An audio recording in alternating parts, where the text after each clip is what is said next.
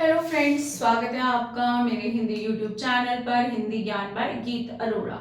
आज मैं आपके लिए लेकर आई हूँ सामान्य हिंदी के कुछ टॉपिक जो आपको एक ही चैनल पर बहुत सारे टॉपिक एक साथ करने को मिलेंगे, एक साथ रिवाइज करने को, एक साथ सीखने को। जो पहले पढ़ चुके हैं उनकी रिवीजन हो जाएगी, जिन्होंने पहले नहीं पढ़ा है उनकी क्या हो जाएगी, वो सीख लेंगे। ठीक, तो अब क्या है, ये वाली क्लास जो है, चाहे वो टीजीटी हिंदी है, चाहे वो टीजीटी इंग्लिश की प्रिपरेशन कर रहा है, साइंस मैथ्स या जो भी डीएसएसबी या किसी भी अदर स्टेट के जिसमें सामान्य हिंदी के अंतर्गत जो है प्रश्न आते हैं, उन सब के लिए ये वीडियो जो है बहुत ज़रूरी है।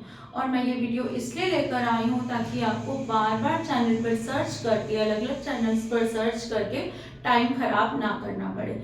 आपका जो है जो ज्ञान है, यानी कि हिंदी भाषा संबंधित जो शब्द ज्ञान है वो ज़्यादा पक्का हो जाए, यानी कि बहुत सुदृढ़ हो जाए। ठीक, अब जो है मैं एक लाइव सेशन करना चाह रही थी व्याकरण का, जिसमें आपको संपूर्ण व्याकरण कराऊं। अगर आप लाइव सेशन से जुड़ना चाहते हैं, आप चाहते हैं कि मैं ऐसा कोई सेशन आपके लिए लेकर आऊं, तो कमेंट बॉक्स में लिख के ज़रूर बताइएगा, ताकि जो है मुझे भी लगे कि हाँ, कि आपको ऐसी कोई ज़रूरत है। आपके बहुत सारे डाउट्स हैं तो वो भी क्लियर होंगे लाइव सेशन में। लेकिन हाँ, ये भी बात है कि लाइव सेशन में आपके बहुत सारे जो है, मेरे लिए ये मोटिवेशन होगा कि बहुत सारे बच्चे जो हैं एक साथ जुड़े, तभी जो है लाइव सेशन लेने का मज़ा आता है।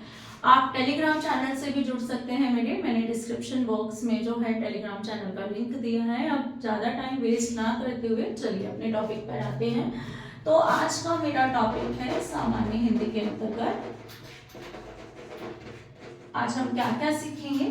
आज हम सीखेंगे संज्ञा, सर्वनाम, विशेषण, क्रिया। ये आपको आते हैं, लेकिन ध्यान दीजिएगा, रिवीजन बहुत जरूरी है। क्रिया, विशेषण, ये मैं पहले भी करा चुकी हूँ सारे टॉपिक, लेकिन एक जगह एक साथ अभी लाए हैं। समुच्चय बोधक, संबंध बोधक,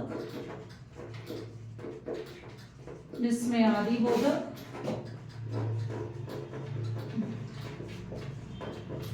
और निपात। क्यों कहते हैं ना, कड़ी से कड़ी जोड़कर पढ़ने में जो है बहुत मजा आता है, यानी कि सारे टॉपिक एक दूसरे से कैसे मिलते हैं, क्या इनका लिंक है, इनके बीच में क्या संबंध है, ये आज हम इस वीडियो में जानेंगे। पिछली क्लास में मैंने आपको शब्द कराए थे रचना के आधार पर, जिसमें रूढ़, रोग, योग रूढ़ और यौगिक शब्द कराए थे, है ना। जिन्होंने वो वाला वीडियो नहीं देखा है वो जाकर देखें, उनको बहुत अच्छा लगेगा। आज जो मैं ये शब्द करा रही हूँ, ये शब्द किसके अंतर्गत आते हैं? ये शब्द आते हैं हमारे प्रयोग के आधार पर शब्द, यानी कि ये सारे शब्द हम क्या कहते हैं, इनको प्रयोग के आधार पर शब्द। ठीक, अब प्रयोग के आधार पर यानी कि इनका उपयोग कैसे हो रहा है ना भाषा में। अब क्या है कि इसमें भी हमने इनको दो हिस्सों में बांटा है, विकारी शब्द और अविकारी शब्द।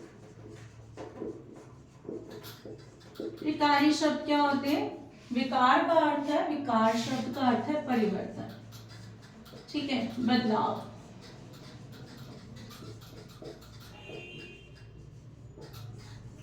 जिन शब्दों में परिवर्तन आ जाता है वो विकारी शब्द कहलाते हैं। जिन शब्दों में कभी कोई परिवर्तन नहीं आता वो अविकारी शब्द आते हैं। यानी कि जो शब्द अपना रूप बदल लेते हैं वो विकारी, जो शब्द अपना रूप नहीं बदल पाते वो अविकारी। अब रूप बदलने के भी कारण होते हैं ना, कोई भेष बदल के कर किसी के घर जाए तो कोई ना कोई तो कारण होगा ना उसका। तो यहाँ पर भी विकारी शब्दों के रूप बदलने के कारण हैं। वो कौन कौन से कारण हैं? कि जब लिंग बदल जाता है विकारी शब्दों का, यानी कि संज्ञा शब्दों का लिंग बदल जाए, सर्वनाम में वचन बदल जाए, ठीक है, विशेषण में लिंग वचन दोनों बदल जाए, ठीक, और क्रिया में भी लिंग वचन दोनों बदल जाए तो प्रभाव आता है, ठीक है। इसमें लिंग वचन कारक तीनों बदल जाए। कैसे समझे इनको? एक उदाहरण द्वारा ही समझते हैं, बिना प्रूफ के पढ़ाने का कोई फायदा नहीं है। मैंने यहाँ एक वाक्य लिखा, अच्छा लड़का धीरे धीरे जाता है। ठीक है, एक वाक्य मैंने लिख दिया, अच्छा लड़का धीरे धीरे जाता है। अब यहाँ पर समझिए, हमें पता है लड़का एक संज्ञा शब्द है, हमने ये सीखा है सभी नाम क्या है, संज्ञा है, चाहे वो वस्तुओं के नाम हो, प्राणियों के नाम हो, भावों के नाम हो, स्थानों के नाम हो, वो क्या कहलाते हैं, संज्ञा। ठीक, तो लड़का भी क्या है, एक संज्ञा शब्द है। ठीक, अब लड़का शब्द के आगे एक विशेषण लगा हुआ है, इसकी विशेषता बता रहा है, क्या खास बात बता रहा है कि लड़का कैसा, अच्छा है। ठीक, इस वाक्य में क्रिया लगी है, क्या है, जाता है, क्या है, ये क्रिया है। ठीक है, ये क्या है, संज्ञा है, ये क्या है, विशेषण है। ठीक, अब मैंने कहा कि इस वाक्य को संज्ञा, इस वाक्य की संज्ञा को स्त्रीलिंग में बदलकर वाक्य रचना की। अब लड़का से जो है मैं संज्ञा को किस में बदल रही हूँ, लड़की में। बच्चा, इसका लिंग मैंने बदला, क्या लिखा, लड़की। अब यहाँ पर अच्छा सा क्या हो जाएगा, अच्छा लड़की होगा कि अच्छी लड़की, अच्छी लड़की हो जाएगा। ठीक है, अब जाता है का क्या हो जाएगा, जाती है। और धीरे धीरे यहाँ पर क्रिया को करने का तरीका है, कैसे जाती है, धीरे धीरे। इस शब्द में परिवर्तन नहीं आया, लेकिन अच्छा से विशेषण क्या बन गया, अच्छी लिंग बदलने पर लड़का से लड़की हो गया। अब इसी का वचन बदल दिया जाए तो क्या होगा, अच्छे लड़के, क्या हो जाएगा, अच्छे लड़के। संज्ञा फिर बदली, विशेषण फिर बदला, धीरे धीरे शब्द अभी ऐसे ही क्रिया होने का तरीका बता रहा है। और ये क्या बदल गया, जाते हैं। ठीक है, ये भी बदल गया, यानी कि क्रिया भी बदल गई है। अब इसका उदाहरण दे लेते हैं कारक का। मैंने बोला अच्छे लड़के, अच्छे लड़के का घर पास ही है। अब कारक बदलने पर क्या हुआ, का लगने से अच्छे लड़के हो गया, जबकि एक वचन ही है। किसकी बात हो रही है, एक वचन की बात हो रही है, लेकिन एक वचन में भी कारक बदलने पर ये शब्द अपना रूप बदल रहा है। तो यानी कि लिंग वचन कारक के अनुसार हमारे कौन कौन से शब्द बदलते हैं, संज्ञा बदलते हैं, विशेषण बदलते हैं, क्रिया बदलते हैं। अब इसी को सर्वनाम के साथ देख लेते हैं। जैसे मैंने लिखा हुआ है घर जाता है। ठीक है, मैंने कहा वचन बदल दो तो क्या हो जाएगा, वे घर जाते हैं। ठीक है, तो यहाँ पर भी क्या हुआ, सर्वनाम के कारण भी जो है हमारे शब्द बदलते हैं, वह का क्या हो जाता है, वे हो जाता है। तो हमें ये ध्यान रखना है, यानी कि संज्ञा, सर्वनाम, विशेषण, क्रिया ये हर बार बदल रहे हैं। तो ये कैसे शब्द है, विकारी। ठीक है, इन पर किसका प्रभाव पड़ रहा है, इन पर लिंग का प्रभाव पड़ रहा है, लिंग के कारण बदल रहे हैं, वचन के कारण बदल रहे हैं, कारक के कारण बदल रहे हैं, और कई बार इसे हम क्या कहते हैं, पुरुष के कारण भी बदलते हैं। पुरुष मतलब जैसे उत्तम पुरुष, मध्यम पुरुष।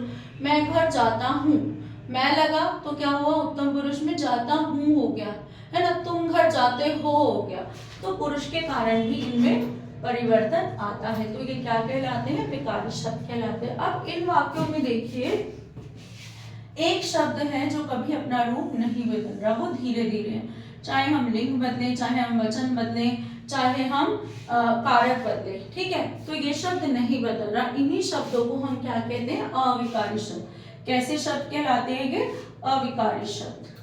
ठीक है, अविकारी शब्द कहलाते हैं जिन पर लिंग वचन क्रियाकार का कोई प्रभाव नहीं पड़ता। अगर आपको इतना समझ आ गया तो बहुत अच्छी बात है। दोबारा समझा दूं कि आपसे कई बार प्रश्न पूछा जाता है, कौन सा विकारी शब्द जो है नामों के स्थान पर इस्तेमाल होता है। ऐसे DSSB में प्रश्न आया हुआ है, कौन सा विकारी शब्द नामों के स्थान पर इस्तेमाल होता है। अब नाम क्या होते हैं, संज्ञा, ठीक है, और संज्ञा के स्थान पर आने वाला शब्द होता है सर्वनाम। और कैसा शब्द है सर्वनाम, विकारी शब्द है। कैसा शब्द है, विकारी शब्द है। कौन सा विकारी शब्द नामों की विशेषता बताता है, तो नाम क्या है, नाम बराबर है संज्ञा, ठीक है, और विशेषता बताने वाले शब्दों को क्या कहते हैं, विशेषण। और विशेषण क्या है, एक विकारी शब्द है। ठीक है, ये प्रश्न DSSB में आए हुए हैं। ठीक, आपको बता रही हूँ, तो ये समझ आया विकारी शब्द किनको बोलते हैं, इनको बोलते हैं संज्ञा, सर्वनाम, विशेषण, क्रिया। ठीक, हमें याद रखना है। एग्जामिनर आपको कंफ्यूज करने के लिए संज्ञा नहीं बोलेगा कि संज्ञा के स्थान पर कौन से शब्द इस्तेमाल होते हैं, वो बोलेगा कौन सा विकारी शब्द नामों के स्थान पर इस्तेमाल होता है। तो नाम बराबर रट्टा लगा लो कि नाम इज इक्वल टू संज्ञा, और संज्ञा के स्थान पर प्रयोग होने वाले शब्द क्या है, सर्वनाम है। ये आपको याद रखना है। ठीक है, अब इसके बाद आगे बढ़ते हैं। इतना आपको समझ आ गया। अब एक बार संज्ञा, सर्वनाम, विशेषण की पुनरावृत्ति फटाफट से कर लेते हैं। जो डिटेल में बहुत और अच्छा पढ़ना चाहते हैं वो पुराने वीडियो भी देख सकते हैं, बाकी ये वीडियो भी आपके लिए काफी है। ठीक, चलिए इसके बाद आ जाते हैं संज्ञा क्या है। तो अभी जैसे मैंने बताया कि संज्ञा जो है सभी नामों को कहते हैं, जितने भी दुनिया में नाम है। अगर आप एक मिनट को सोच कर देखें तो दुनिया में ऐसी कोई चीज नहीं है जिसका कोई नाम ना हो। यानी कि आविष्कार होता है तो सबसे पहले उसका नाम रखा जाता है। कोई वस्तु उत्पन्न होती है, पैदा होती है, तो सबसे पहले उसका नाम रखा जाता है, उसकी पहचान बताई जाती है। तो दुनिया में ऐसी कोई चीज नहीं है जिसका कोई नाम ना हो, सभी का कोई ना कोई नाम है। वो अलग बात है कि कई बार हमें चीजों के खुद नाम नहीं पता होते कि इंग्लिश में क्या कहते हैं, हिंदी में क्या कहते हैं ना, वो अलग बात है। लेकिन नाम बराबर संज्ञा के हमें याद रखना है। ठीक, तो संज्ञा के हमारे मुख्य 3 भेद है, व्यक्तिवाचक, जातिवाचक, भाववाचक। मुख्य 3 भेद और कुल 5 भेद, जिसमें हम समूहवाचक या द्रव्यवाचक संज्ञा भी कहते हैं। ठीक है, जब पूछा जाए मुख्य कितने भेद है, ऑप्शन में दिया हो तो मुख्य ये 3 भेद है। ठीक है, कुल कितने भेद है, 5 भेद है, ये हमें याद रखना है। व्यक्तिवाचक संज्ञा होती है विशेष नाम। ठीक, क्या होते हैं, विशेष नाम। जातिवाचक संज्ञा होती है संपूर्ण जाति का नाम। ठीक, जिसकी पहचान हम इंडिविजुअली नहीं करते, व्यक्तिगत रूप से हम नहीं करते। जब हम बात करते हैं जातिवाचक संज्ञा की, जैसे मैंने बोला लड़का, तो कौन सा लड़का नहीं बताया, कोई भी लड़का। ठीक है, मैंने बोला रोहन, तो मैं विशेष लड़के की बात कर रही हूँ, रोहन, कि रोहन नाम का लड़का। तो यहाँ पर अंतर क्या है, जैसे ही चीज का हमने नाम दे दिया तो वो क्या बन जाती है, व्यक्तिवाचक संज्ञा। लेकिन जब तक हम उसका कोई नाम नहीं रखते, सामान्य संपूर्ण जाति से उसको पहचानते हैं, वो जातिवाचक संज्ञा कहलाती है। जैसे आप कुत्ता शब्द बोलते हैं, गली में आपके घर के आसपास कितने कुत्ते घूमते हैं, लेकिन जैसे ही आप किसी कुत्ते को अपने घर पालने के लिए लाते हैं तो सबसे पहले क्या करते हैं, उसका नाम रखते हैं, है ना, टॉमी रखते हैं। तो तब से वो क्या बन जाता है, व्यक्तिवाचक संज्ञा। अगर वो अन्य कुत्तों के साथ जिसका कोई नाम नहीं है, जिसको किसी नाम से नहीं पुकारा जाता, जब तक वो क्या है, जातिवाचक संज्ञा। जैसे ही आपने उसका नामकरण किया वो क्या बन जाएगी, व्यक्तिवाचक संज्ञा।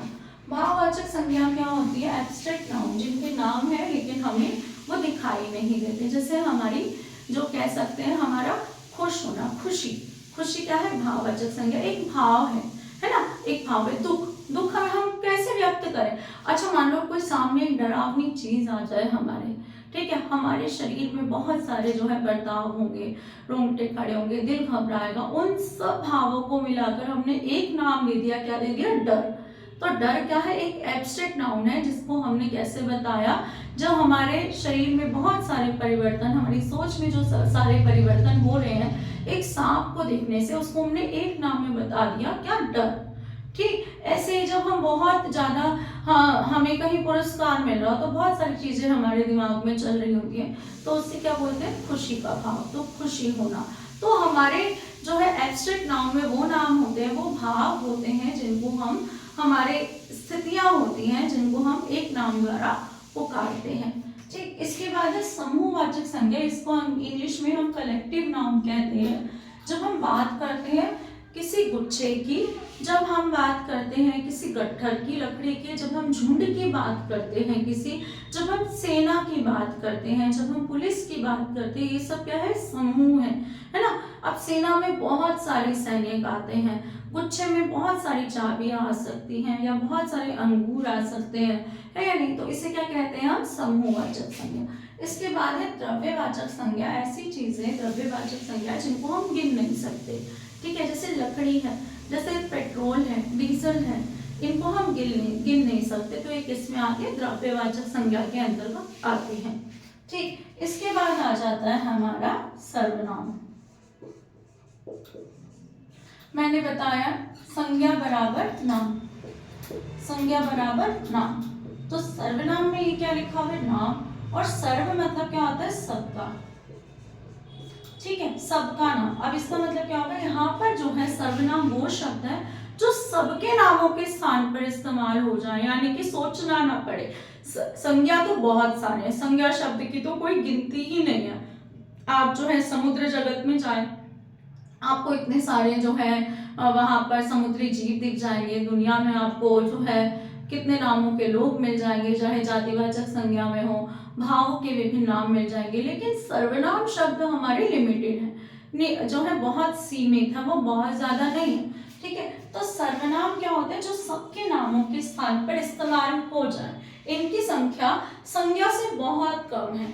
इसके मुख्य 6 भेद हैं। कितने भेद हैं, 6। ये प्रश्न पूछा जा चुका है, यहाँ से अब सर्वनाम जरूर समझो, प्रश्न आते हैं। सर्वनाम के 6 भेदों में सबसे पहला होता है पुरुषवाचक सर्वनाम।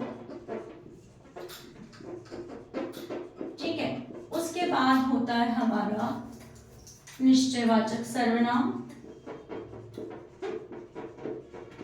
ठीक, इसके बाद अनिश्चयवाचक सर्वनाम। और कौन से होते हैं, संबंधवाचक सर्वनाम, निजवाचक सर्वनाम और प्रश्नवाचक सर्वनाम।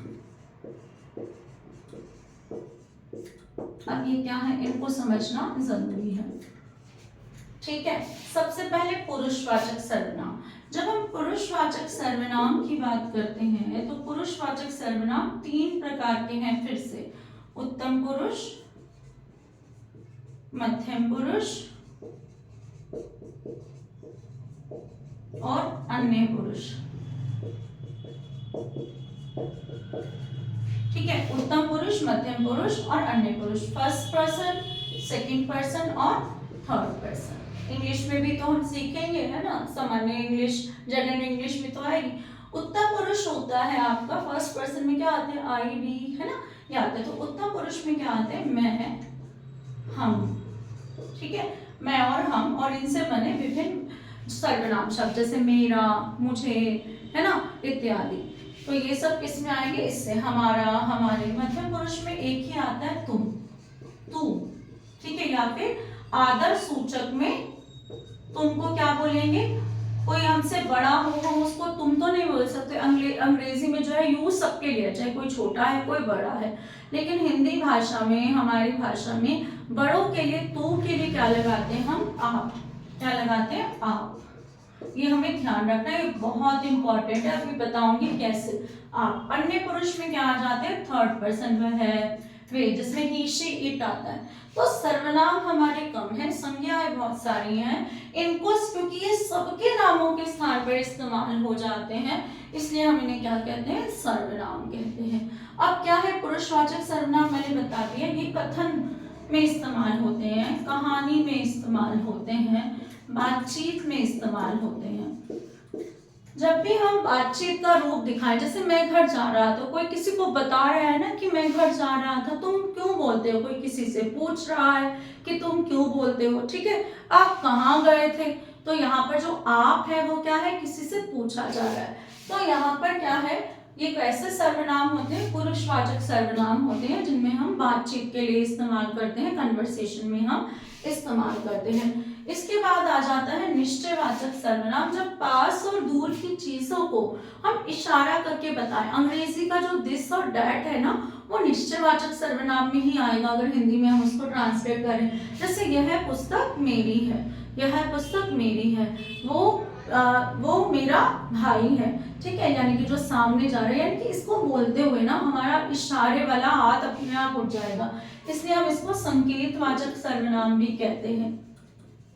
ठीक है, इसको हम और क्या कहते हैं, संकेतवाचक सर्वनाम भी कहते हैं। अब आ जाता है अनिश्चयवाचक सर्वनाम, इसमें होता है कुछ, कोई, किसी। ठीक है, ये 3 शब्द याद कर लीजिए, कुछ, कोई, किसी, ये किस में आता है? अनिश्चयवाचक सर्वनाम। अनिश्चय का मतलब क्या होता है? जब हमें बात की जानकारी निश्चित तौर पर ना हो। जैसे कुछ गिरा, क्या गिरा हमें नहीं पता। अगर मैं बोलूं दाल में क्या गिरा, तो मैं प्रश्न पूछ रही हूँ, तो हो जाएगा प्रश्नवाचक सर्वनाम। लेकिन अगर मैं बोलती हूँ कुछ गिरा, यानी कि मुझे नहीं पता क्या गिरा एग्जैक्टली, लेकिन हाँ पता है कि कुछ तो गिरा है, तो वो क्या होगा? अनिश्चयवाचक सर्वनाम। मैंने बोला दरवाजे पर कौन आया, तो ये सीधा क्या है? प्रश्न पूछना, तो ये प्रश्नवाचक। लेकिन कोई आया है तो क्या है? अनिश्चयवाचक सर्वनाम है ना। मुझे नहीं पता कि कौन आया, पर कोई तो आया है। किसने, किसी ने, ठीक है, किसने बोला तो प्रश्न, लेकिन किसी ने दरवाजा खटखटाया, तो यहाँ पर क्या है कि हमें नहीं पता, लेकिन दरवाजा खटखटाने की आवाज हुई है। लेकिन पूछ किसने दरवाजा खटखटाया, तो प्रश्नवाचक, यानी कि दोनों आपके यहाँ पर क्लियर हो जाने चाहिए। प्रश्न पूछने वाले सर्वनामों को प्रश्नवाचक सर्वनाम कहते हैं। कुछ, कोई, किसी को क्या कहते हैं हम? अनिश्चयवाचक सर्वनाम। अब आ जाता है हमारा संबंधवाचक सर्वनाम। संबंधवाचक सर्वनाम में क्या होगा? जो, वो एक साथ एक वाक्य में आएंगे, जिसने, उसने एक साथ वाक्य में आएंगे। जब एक ही वाक्य में दो सर्वनाम शब्द एक ही व्यक्ति के बारे में बात कर रहे हो, तो वह संबंधवाचक सर्वनाम होता है। जैसे जो जा रहा है वो मेरा भाई है, जिसने तुम्हें बुलाया था वो आज नहीं आया, जिसकी लाठी उसकी भैंस, तो जिसकी, उसकी, जो, वो, ये क्या होते हैं? सर्वनाम। कौन से? संबंधवाचक। इसके बाद आ जाते हैं निजवाचक। यहाँ पर ध्यान देना, जब मैं स्वयं लिखूं, जब मैं खुद लिखूं, मैं लिखूं अपने आप, मैं लिखूं स्वतः, ये क्या हो जाएंगे? हमारे निजवाचक सर्वनाम। ठीक है, तो ये हमें याद रखना है कि निजवाचक सर्वनाम क्या होते हैं। अब कई बार वाक्य में लिखा होता है वह आप ही चला जाएगा, ये बहुत बार डीएसएसबी देती है, वह आप ही चला जाएगा। तो आप यहाँ पर जो है ये वाला सर्वनाम नहीं है, मध्यम पुरुषवाचक सर्वनाम नहीं है, यहाँ पर ये क्या है? आप, अपने आप वाला आप है। ये बात को ध्यान रखिएगा कि वाक्य की रचना के अनुसार आपको अंदाजा लगाना होगा कि यहाँ पर आप मध्यम पुरुषवाचक सर्वनाम का काम कर रहा है या स्वतः जाने के लिए इस्तेमाल हो रहा है, ये आपको ध्यान रखना पड़ेगा। तो ऐसे सर्वनाम यहाँ पर आप जो है क्या कहलाएगा? निजवाचक सर्वनाम कहलाएगा। तो होप कि आपको सर्वनाम और संज्ञा जो है अच्छे से समझ आ गए होंगे। अगला टॉपिक मैं आपके सामने लूंगी विशेषण और उसके बाद क्रिया। ठीक है,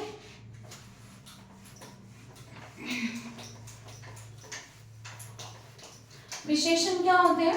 विशेषण का अर्थ है जो विशेषता बताएं। किसकी? दुनिया की सभी चीजों की। दुनिया की सभी चीजों को हम क्या कहते हैं? संज्ञा कहते हैं। और संज्ञा के लिए ही हम क्या इस्तेमाल करते हैं? सर्वनाम।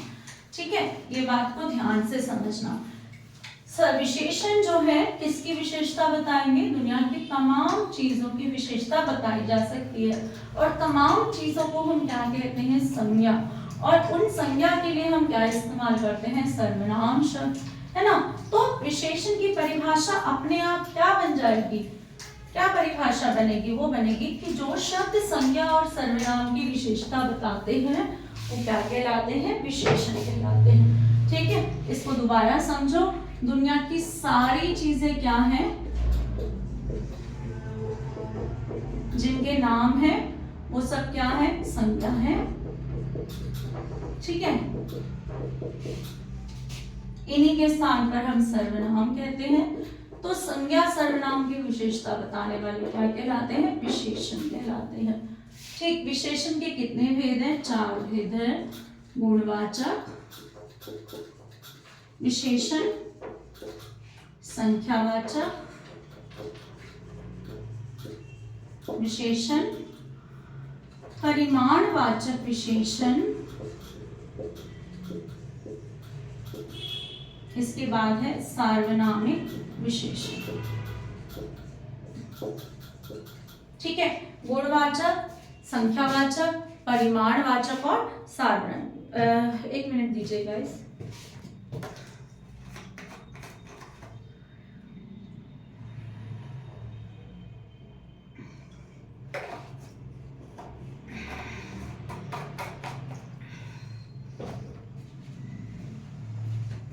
गुणवाचक, संख्यावाचक, परिमाणवाचक और सार्वनामिक विशेषण। अब ये क्या है? गुणवाचक विशेषण का काम होता है किसी चीज की खूबी बताना। खूबी अच्छी भी हो सकती है और बुरी भी हो सकती है ना। कोई चालाक होता है, चालाक हमारे सामने अच्छी खूबी नहीं है लेकिन है भी वो चालाक है ना। तो खूबी कैसी हो सकती है? अच्छी भी हो सकती है और बुरी भी हो सकती है।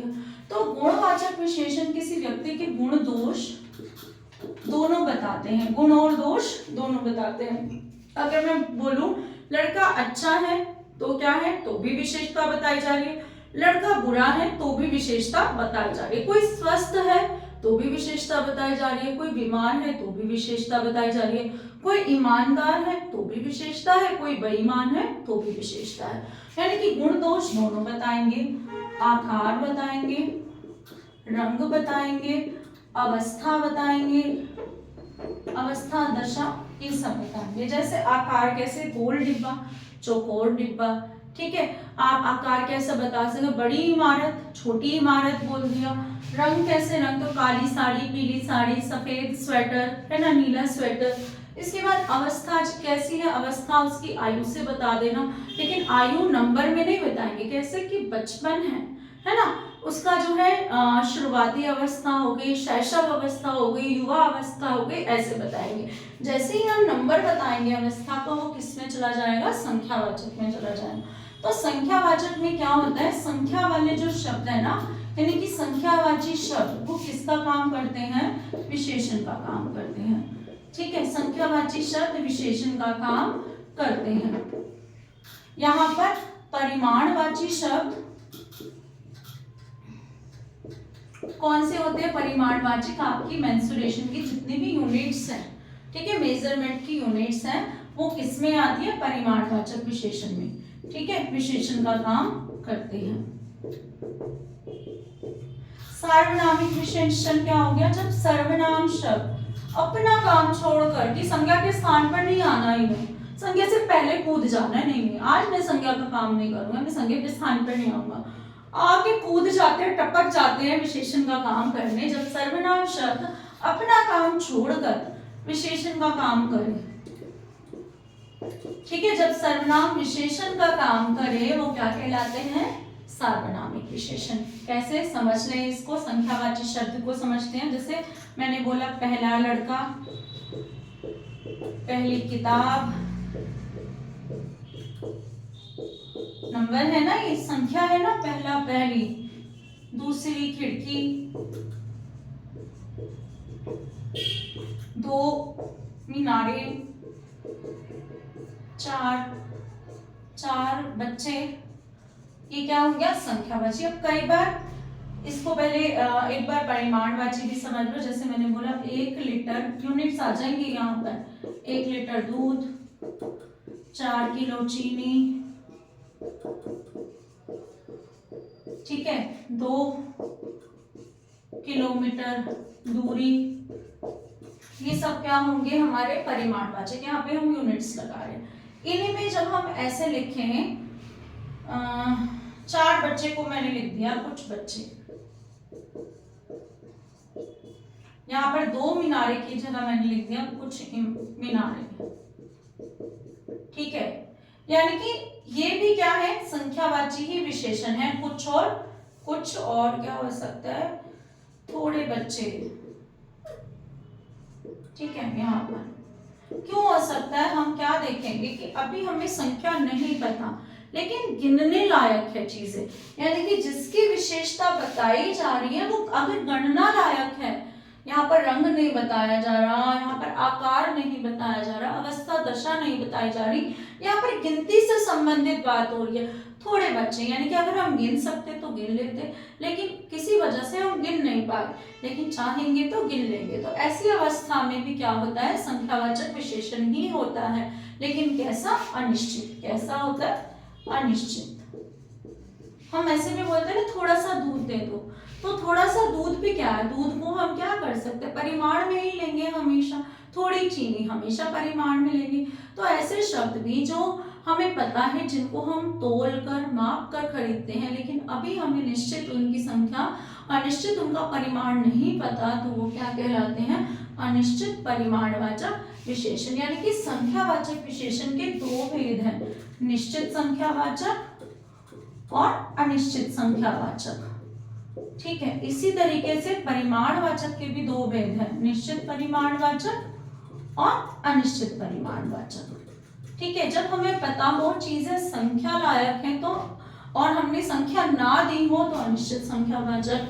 चीजें जो है क्या है, मापतोल के लायक है लेकिन निश्चित मापतोल नहीं पता तो क्या होगा यहाँ पर, अनिश्चित परिमाणवाचक। जैसे थोड़ा सा कपड़ा बोल देते हैं ना, थोड़ा सा पेट्रोल डलवा लेना, हमें बिल्कुल एग्जैक्ट परिमाण ना बताया हो तो क्या होगा, अनिश्चित परिमाणवाचक। आगे आ जाते हैं अब इसी में, सार्वनामिक विशेषण क्या है। मैंने क्या बोला था, सर्वनाम शब्दों को थोड़ी सी जो है मुड़प हो जाती है। अभी आज हम अपना काम छोड़कर क्या करें, विशेषण का काम करने लग जाए। अब यहाँ मैंने लिखा, दोबारा एक ही वाक्य लिख रही हूँ, थोड़ा आसान रहेगा। लड़का जाता है, बताओ इसमें संज्ञा क्या है, लड़का है। सर्वनाम का क्या काम है, लड़के के स्थान पर आ जाना है ना, संज्ञा शब्द को हटाते हैं और उसके स्थान पर आ जाते हैं, तो क्या होगा, वह जाता है। ये संज्ञा शब्द यहाँ पर क्या बन गया, सर्वनाम बदल गया। लेकिन अगर ऐसा हो, वह कहे मैं तो लड़का शब्द के साथ ही आऊंगा, वह लड़का जाता है। अब लड़के की क्या विशेषता है, एक पर्टिकुलर लड़के के बारे में ही बात हो रही है। तो लड़के, वह लड़का, वह क्या है, एक सर्वनाम शब्द, लेकिन संज्ञा से पहले आने वाले शब्द क्या कहलाते हैं, वो तो सर्वनाम कहलाते हैं। यहाँ पर ये फिर क्या बन जाएगा, सार्वनामिक विशेषण बन जाएगा। जैसे इस लड़के ने मेरी किताब ले ली, ठीक है, इस लड़के ने मेरी किताब ले ली। अब यहाँ पर देख लो, अगर मैं लिखूं लड़के ने मेरी किताब ले ली तो कोई भी लड़का, किस लड़के, लेकिन पर्टिकुलरली इसी लड़के ने मेरी किताब ली है, तो सर्वनाम शब्द किसका काम कर रहे हैं, विशेषण का काम कर रहे हैं। ऐसे ही विशेषणों को क्या कहते हैं, सार्वनामिक विशेषण। इतना समझ आया होगा उम्मीद है। आगे चलते हैं क्रिया को समझने के लिए। ठीक, क्रिया को कैसे समझेंगे आप, क्रिया का क्या काम है ये देखते हैं। मैं थोड़ा सा इसे गीला कर लूं क्योंकि बहुत मुश्किल हो रही है रब करने में।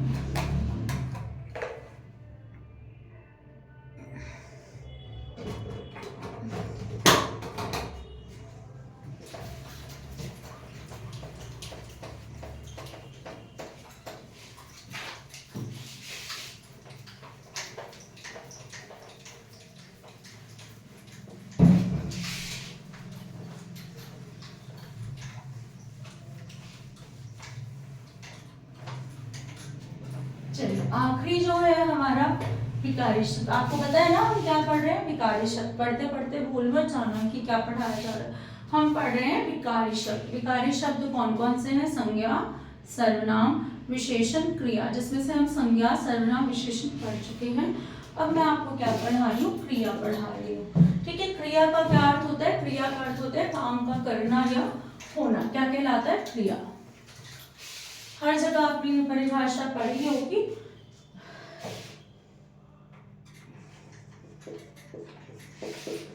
किसी काम का करना या होना क्या कहलाता है, क्रिया। करना मतलब एक काम हो जिसे हम खुद करते हैं, जैसे मैं जाता हूँ, मैं रोता हूँ, मैं खाता हूँ, पीता हूँ, ये काम हम खुद कर रहे हैं। कुछ काम है जो प्रकृति में अपने आप होते हैं, जिसमें हमारा कोई रोल नहीं है, जैसे नदियां बह रही हैं, वर्षा हो रही है, ठीक है, पेड़ बढ़ रहे हैं, तो जो है ये इन कामों में हमारा कोई योगदान नहीं है। तो ऐसे कामों के लिए क्या बोलते हैं, होना, काम का होना। जो हम खुद करते हैं वो काम का करना, तो इसी को हम क्रिया कहते हैं। क्रिया के बहुत सारे भेद हैं।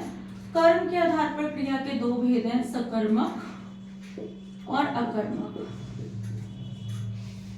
सकर्मक अकर्मक क्रिया क्या है कि जिन क्रियाओं में कर्म होता है, कर्म के साथ फली क्रियाएं क्या कहलाती है, सकर्मक। जिन क्रियाओं में कर्म नहीं होता वो क्या कहलाती है, अकर्मक क्रिया। ठीक है, अब कर्म क्या है भाई, कर्म को कैसे पहचाने, क्रिया के साथ क्या लगाने पर, ठीक है, क्रिया के साथ क्या लगाने पर, ठीक है, या किससे, लगाने पर पहले क्या लगाएंगे, क्या इसका उत्तर मिल जाता है तो किसे। अगर उत्तर मिलता है तो क्रिया सकर्मक, यानी कि क्या और किसे क्या क्या बताते हैं, कर्म के बारे में, कर्म के होने का बोध कराते हैं। ठीक है, जैसे मोहन पतंग उड़ाता है, क्रिया के साथ क्या लगाओ, क्या उड़ाता है, क्या उड़ाता है, पतंग, उत्तर मिला तो ये क्रिया का कर्म है। कैसी क्रिया हुई, सकर्मक। सिर्फ यही दो प्रश्न लगाने और कुछ नहीं। मैंने बोला मोहन हंसता है, क्या लगाइए, क्या हंसता है।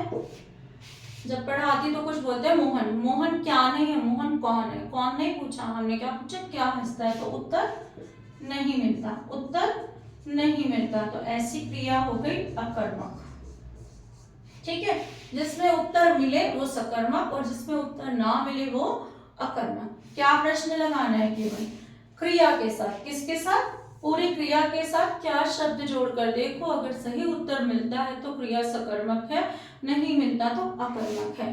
रोना, हंसना, दौड़ना, ये क्रियाएं हमेशा अकर्मक होंगी। ठीक है, जैसे वह दौड़ता है, क्या दौड़ता है, उत्तर नहीं मिलता। वह सड़क पर दौड़ता है, क्या दौड़ता है, उत्तर नहीं मिलता। सड़क को कर्म मत समझ लेना। ठीक है, वह रोता है, क्या रोता है, उत्तर नहीं मिलता। हंसना, वह हंस रहा है, उत्तर नहीं मिलेगा।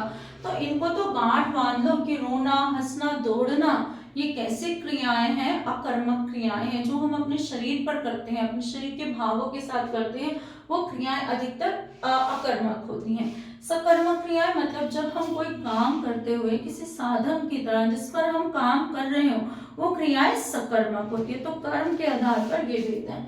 इसमें द्विकर्मक क्रिया भी आती है, जैसे जिस क्रिया में दो कर्म हो, जैसे दादी कहानी सुनाती है, क्या लगाइए, क्या उत्तर मिलेगा, क्या सुनाती है, कहानी, तो कहानी कर्म है। लेकिन दादी बच्चों को कहानी सुनाती है, तो क्या सुनाती है, कहानी। ठीक है, किसे सुनाती है, बच्चों को।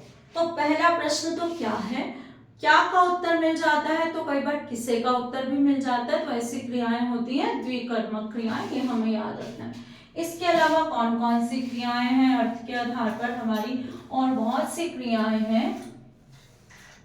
सहायक क्रियाएं, जैसे जाता है में, ठीक है, वह घर जाता है तो जाता है, इस एमआर जो इंग्लिश के होते हैं वो सहायक क्रिया आती है। ठीक है, इसके बाद है नाम धातु क्रिया, जो क्रियाएं हम संज्ञा सर्वनामों से बनाते हैं। जैसे फिल्म से हमने क्या बोल दिया, फिल्माना। ठीक है, फिल्म से हमने कौन सी क्रिया, वह फिल्मा रहा है।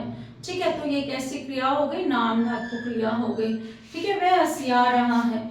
इसके बाद होती है प्रेरणार्थक क्रिया, जो क्रियाएं हम खुद ना कर कर किसी और से करवाते हैं। ठीक है, प्रेरणार्थक क्रिया, जैसे मालिक जो है माली से पौधों में पानी डलवाता है। ठीक है, प्रधानाचार्य अध्यापकों से पढ़वाता है, तो ये क्या होंगी, हमारी प्रेरणार्थक क्रिया। जो काम हम खुद ना करके दूसरों को प्रेरणा दें जिस काम को करने की, वो क्या कहलाते हैं, प्रेरणार्थक क्रिया होती हैं। रंजक क्रियाएं होती हैं जो दो क्रियाओं के मिलने से बनी है। जैसे इस क्रिया में वह रोते रोते घर जाता है, तो घर जाता है रंजक क्रिया का उदाहरण हो जाता है। तो ये हमारी क्रिया है।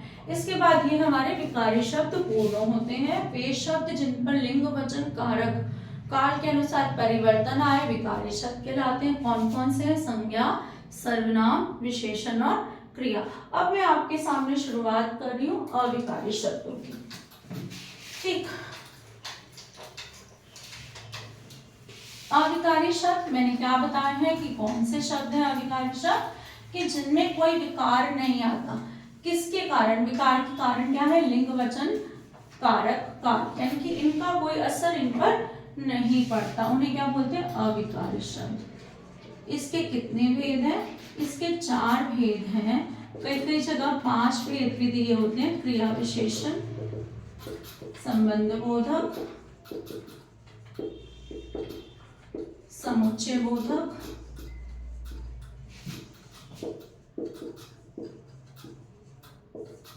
यहाँ पर विस्मयादि बोधक, आखिरी वाला भी कर लेते हैं निपात। ठीक है, अब सबसे पहला जो है क्रिया विशेषण को पढ़ते हैं। क्रिया विशेषण के अपने 4 भेद हैं। ठीक है, कौन कौन से हैं क्रिया विशेषण के 4 भेद?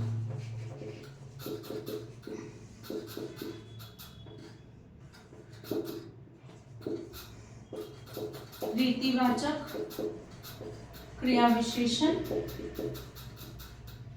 कालवाचक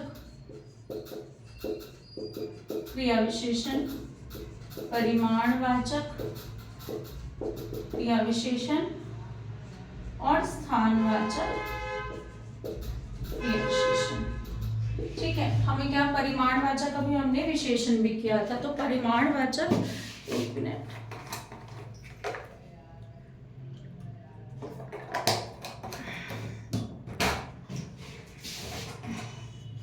परिमाणवाचक विशेषण और क्रिया विशेषण में अंतर समझना पड़ेगा। क्रिया विशेषण का नाम क्या बता रहा है कि जो शब्द क्रिया की विशेषता बताए, संज्ञा सर्वनाम की विशेषता बताने वाले विकारी शब्द हैं, क्या कहलाते हैं? विशेषण। लेकिन क्रिया की विशेषता बताने वाले शब्द क्या कहलाते हैं? अविकारी शब्द, जिनका नाम है क्रिया विशेषण। यह हमें याद रखना है कि संज्ञा सर्वनाम की विशेषता बताने वाले शब्द हैं विशेषण और क्रिया की विशेषता बताने वाले शब्द क्या है? क्रिया विशेषण। ठीक है, और पहला क्रिया विशेषण है रीतिवाचक, जो क्रिया के होने का तरीका बताते हैं। कालवाचक, जो समय बताते हैं। ठीक है, परिमाणवाचक, जो मात्रा बताते हैं। ठीक है, स्थानवाचक, जो क्रिया के होने का स्थान बताए। खास बात क्या ध्यान रखनी है कि यहाँ पर समय में 4 बजे 9 बजे नहीं आएगा। समय कैसा आएगा? आज, कल, परसों, लगातार। ठीक है, दिन भर, ऐसा समय आएगा। यहाँ पर अगर 4 बजे होगा तो संख्यावाचक विशेषण नहीं हो जाएगा। ऐसे समय आएंगे जिनकी गिनती नहीं कर सकते, जिनका एक विशेष समय नहीं है किसी भी शहर में। परिमाण में क्या आएगा? 2 लीटर। 2 लीटर क्रिया तो हो नहीं सकती।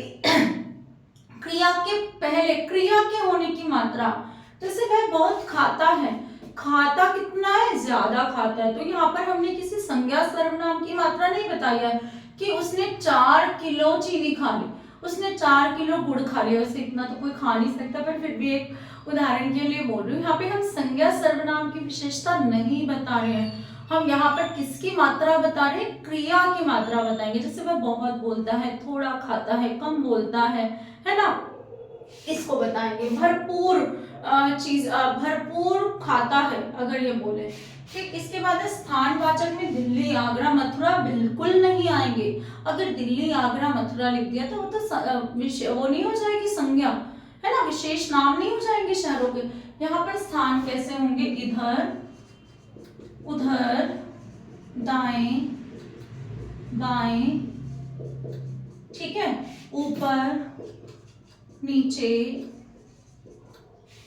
ये सब क्या होंगे? स्थानवाचक क्रिया विशेषण। मात्रा में बहुत, थोड़ा,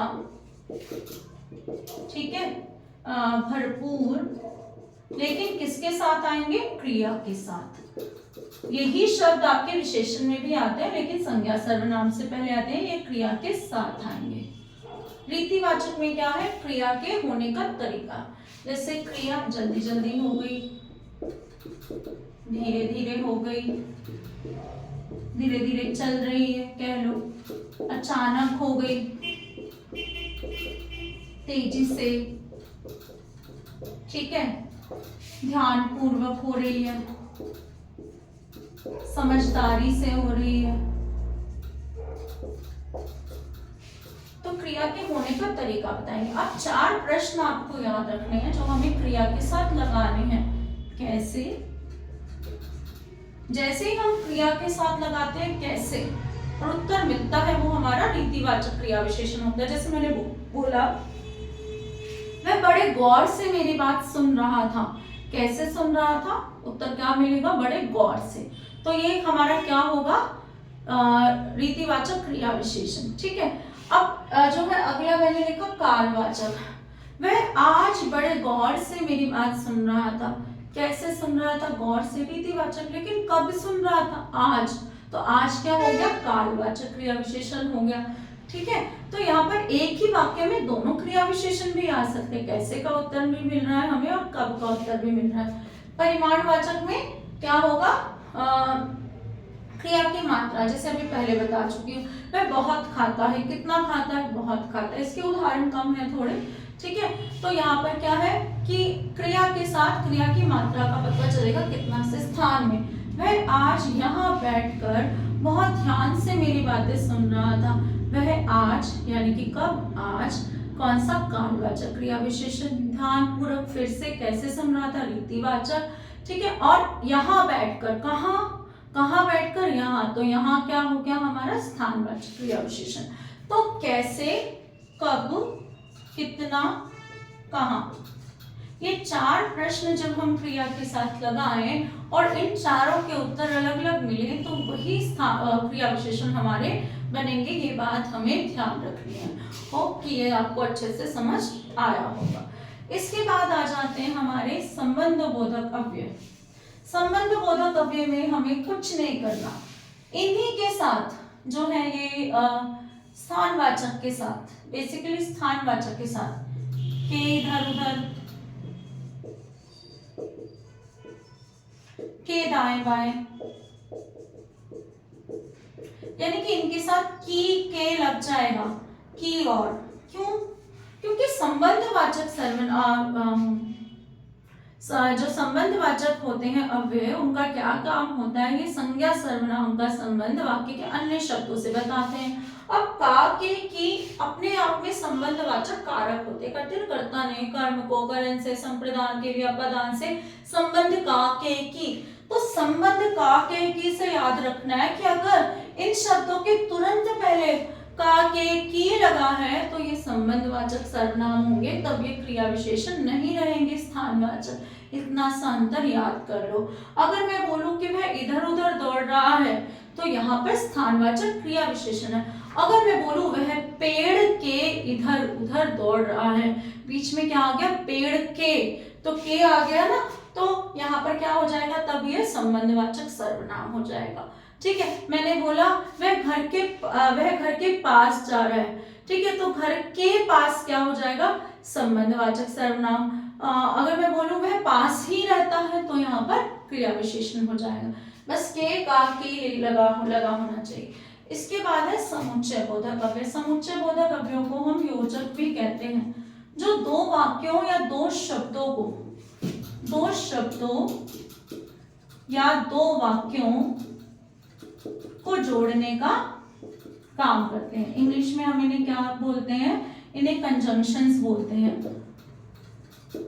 एंड, और, है ना, बिकॉज, ये सब जो दो वाक्यों या दो शब्दों को जोड़ने का काम करते हैं। जैसे राम और श्याम जा रहे हैं, तो राम और श्याम को हमने और से जोड़ दिया, इसलिए हो गया। ठीक है, क्योंकि हो गया, ताकि हो गया। ये सारे हमारे क्या कहलाएंगे? समुच्चय बोधक अव्यय कहलाएंगे, क्योंकि ये दो वाक्यों और दो शब्दों को जोड़ने का काम करते हैं। विस्मय आदि बोधक अव्यय तो बहुत ही आसान है। जब हमारे विस्मय के विभिन्न भाव हम कैसे बताते हैं? हम शब्दों से बताते हैं। वह, शाबाश, छी छी, ठीक है, धिक, ये ऐसे ही बहुत सारे शब्द, अरे, ये सारे शब्द क्या है? हमारे विस्मय आदि बोधक अव्यय। ये अपना रूप कभी नहीं बदलते। जैसे अरे तुम लोग कहाँ जा रहे हो, अरे वे सब कहाँ जा रहे हैं, तो ये अपना रूप नहीं बदलते। तो ये क्या है? विस्मय आदि बोधक अव्यय। अब आखिरी रहता है निपात। निपात का काम क्या होता है? वाक्यों में जोर डालने का काम, बल देने का। कहते हैं ना, पुश कर दिया थोड़ा सा, किसी वाक्य के भाव में जो है थोड़ा सा परिवर्तन ला दिया। मैंने लिखा मैं बाजार, मैं तुम्हारे साथ बाजार चलूंगा। अब इसमें मैं लगाती हूं मैं भी तुम्हारे साथ बाजार चलूंगा। ठीक है, अब मैं यहाँ पे लगा देती हूँ, मैं ही तुम्हारे साथ बाजार चलूंगा। ठीक है, तो यहाँ पर भी और ही से वाक्य में देखो थोड़ा सा बल कि मैं भी चलूंगा, यानी कि कंडीशन क्या है, मुझे भी लेकर जाओ। मैं ही चलूंगा यानी कि सिर्फ मुझे लेकर जाओ। ठीक है, तक, ही, भी, यानी कि कोई भी शब्द जो वाक्य में एक अलग सा बल डालने का काम करे वो क्या कहलाता है, निपात कहलाता है। ठीक, इतना आपको समझ आया होगा। आज हमने विकारी शब्द पढ़े हैं, अविकारी शब्द पढ़े हैं। अविकारी शब्द में क्रिया विशेषण, समुच्चय बोधक, संबंध बोधक, विस्मय आदि और निपात पढ़े हैं। क्लास अच्छी लगी हो तो चैनल को लाइक, शेयर और सब्सक्राइब करना ना भूलें, और लाइक बटन दबाना तो बिल्कुल किसी भी कंडीशन में भूलना ही नहीं है, इसको याद कर लो। ठीक है, अच्छे से। चलिए, थैंक यू। अगली क्लास के साथ जल्दी ही आपके सामने प्रस्तुत होंगी। बाय।